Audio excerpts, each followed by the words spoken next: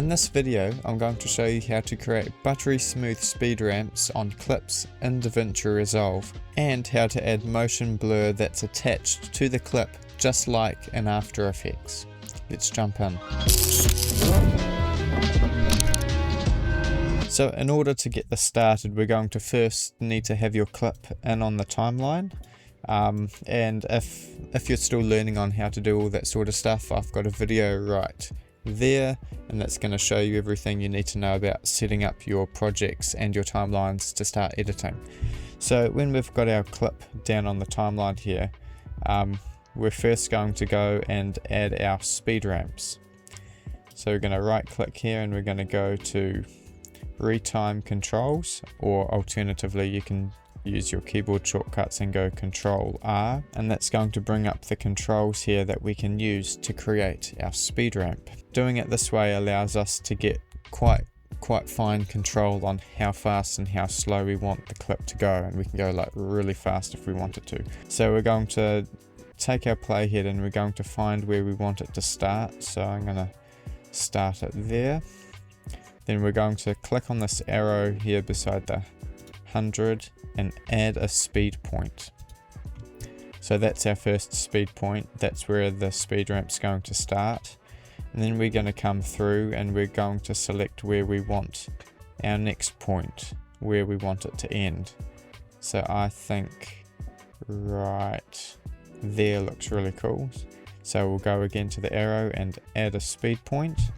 So now we've got 2 speed points. So basically how these speed points works is this top half that changes the speed, and this lower half of the speed point that is to purely just move the position of it without changing the speed. So to get our speed ramp, I'm going to drag this and we'll drag it into about 500. We'll see how that plays. That's pretty good. I'm going to do a tiny bit more. Don't be too worried about making it super fast, because I'm going to show you a cool tip at the end how you can get a really nice ramp to it and not have it kind of whiplash you around the screen when you're viewing it. So I'm pretty happy with that. And so now, as you'll probably see, it's very linear. So it's like normal speed, boom, fast, normal, we begin. So basically we're going to make sure our clip is selected, and we're going to come up over here to keyframes, and we're going to make this a bit larger so that we can see what we're doing. If we hold down Alt, we can use our scroll wheel to zoom in. We'll drag and select both of these points, and then we're going to come up here and we're going to go ease in and out. I'm going to hit that, and you'll see that it's added an S curve to the in and an S curve to the out. So we'll quickly preview this. So as you can see, that's a lot smoother, but we want buttery. We want really smooth. So we're going to come back. We're going to ease this one in more, and we're going to ease it out way more. We want it super smooth. So now we're going to preview this. See, that's pretty good. I might even do a little bit more. If that's not as smooth as you want it to, this is where you can actually drag these out and then move them in again. And you can even do the speed as well. You can drag the speed out and bring it in.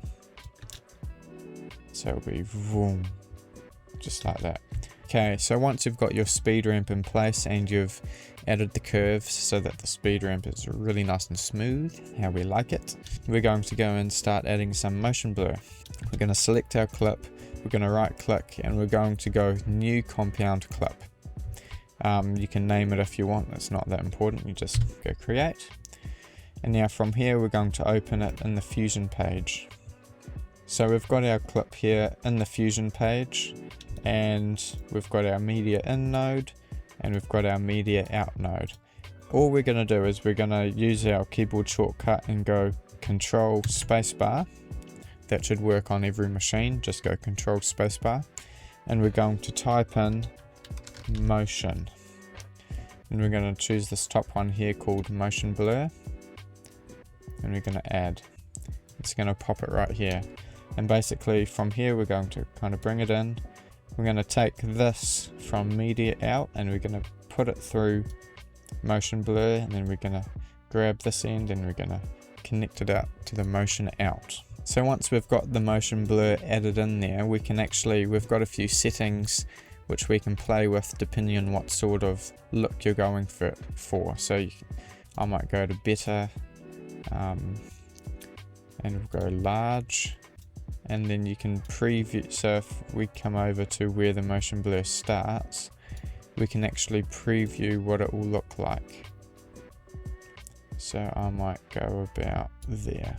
And so basically from that, you've added your motion blur, and you can play around with the settings to exactly how you want it.